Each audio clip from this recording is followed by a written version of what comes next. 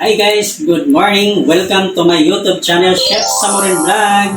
Ngayon guys, magluluto kami ng paksiw na tilapia. At bago natin umpisahan guys, ipakilala ko muna sa inyo aking cameraman and editors. And guys, Samurin guys, ang aking editor, behind the camera lang. And guys, ipakita ko sa inyo ang ating gagamiting ingredients at paksiw na tilapia ang lulutuin natin today. Lapit ang camera guys. Ipakita natin yung gagamitin natin. Tilapia and bell pepper, sili haba, talong, pork fat guys ang ilalagay natin, yung taba ng baboy, and ground pepper, manggang hilaw guys, green mango lang. Wala kaming makikitang guys, Indian mango lang yung ginagamit namin. Pero okay na to, carry na to, kahit hindi masyadong maasim. And okra, ginger, red onion, salt, and silver swan vinegar, white sugar guys, ang ating gagamitin. Hindi na tayo gagamit ng guys magic syrup or anything na ibang pampalasa. Hindi, white sugar lang ang idadagdag natin guys.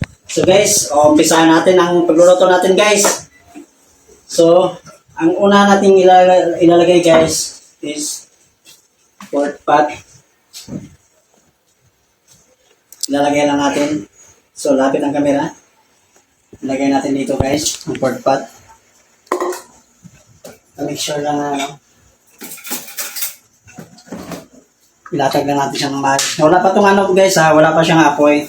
Kumbaga, i-ready natin lahat yung ingredients nito sa kawali, tsaka natin sindihan ng kasi madali lang ito lulutuin guys, sobrang dali lang lulutuin. So isusunod natin yung kalahati kasi bawa natin yung iba. Onion, lagay natin yung onion.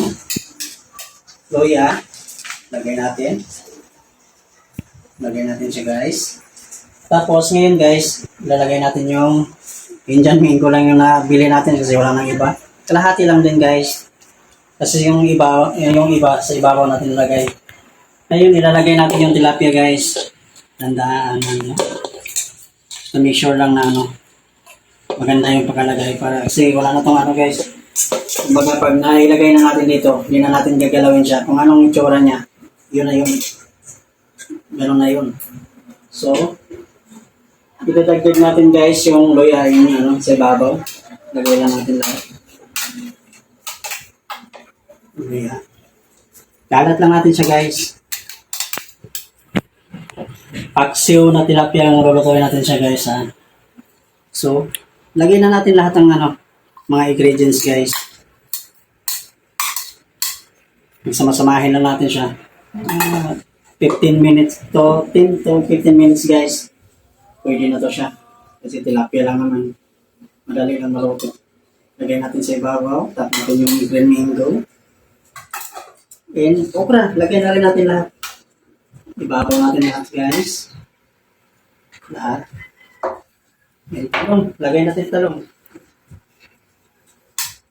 Ito yung lagi kong niluluto sa sa dining guys kasi lahat ng mga empleyado doon lagi nagre-request.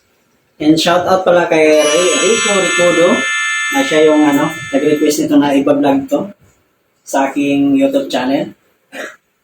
Shout out sa'yo. And ground pepper guys, lagay na natin. Ground pepper. Lahat lang guys, ilalagay natin. And salt, lagay natin. Walang tansya-tansya ito guys Depende na sa inyo. Pero mas maigi, maglagay kayo ng asin. Pakunti-kunti lang.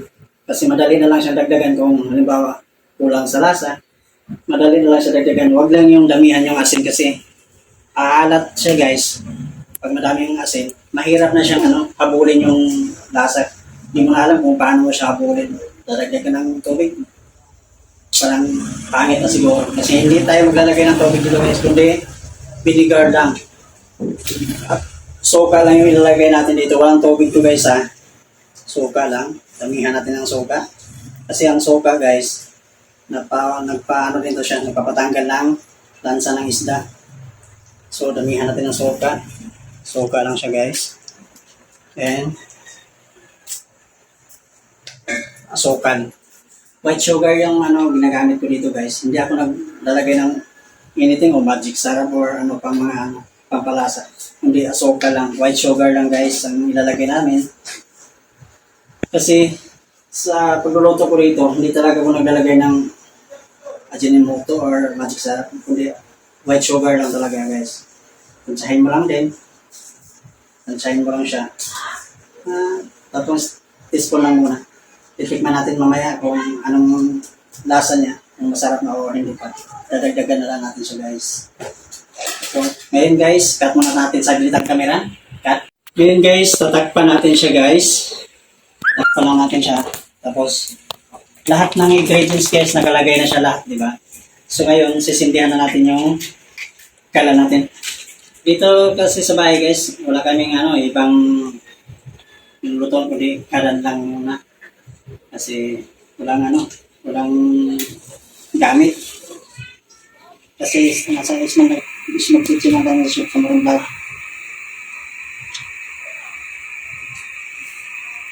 Mga after 10 minutes, guys, i-check natin kung good na ba yung lasa niya. Mga 10 to 15 minutes, guys. Check natin siya. Luto na siya.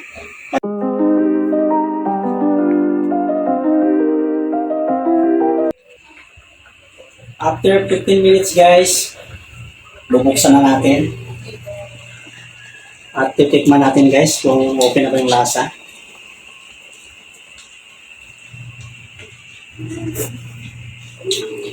Wow, napakasarap.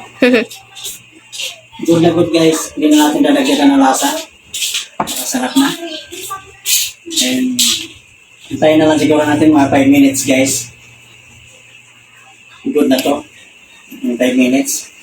So, tatakpan natin ulit. Antay tayo ng 5 minutes para okay na siya. Guys, after 5 minutes, guys, ito na. Finally, guys, luto na to. Tikman ko ulit, guys. Wow, napakasarap. So, guys, iplato na natin, guys. Plato na natin yung paksiw na tilapia, guys. Wow. Wow, napakasarap. Yan, tilapiyang paksiw. Tilapiyang paksiw yan, guys, ha. Lagyan natin ng okra and mangga, talong.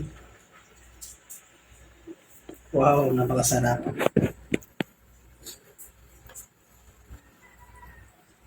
Tapos sabaw.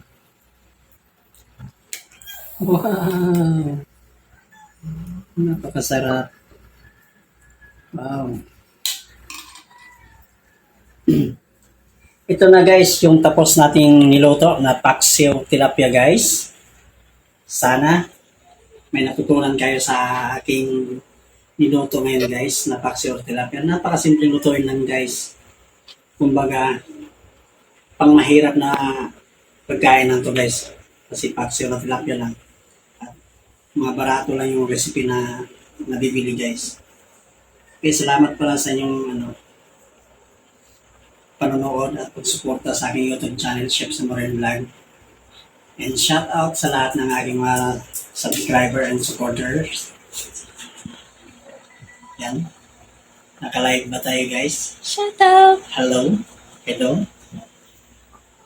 And ito na, guys, yung paksiw na tilapia. Ang tapos na. At kakain na tayo, guys. At ako, guys, ay magpapaalam na sa inyo. Maraming salamat, guys. Kung baguhan pa lang kayo sa aking YouTube channel, guys, please pa-subscribe, pa-like and share. Chef Samurai Vlogs. And bye-bye!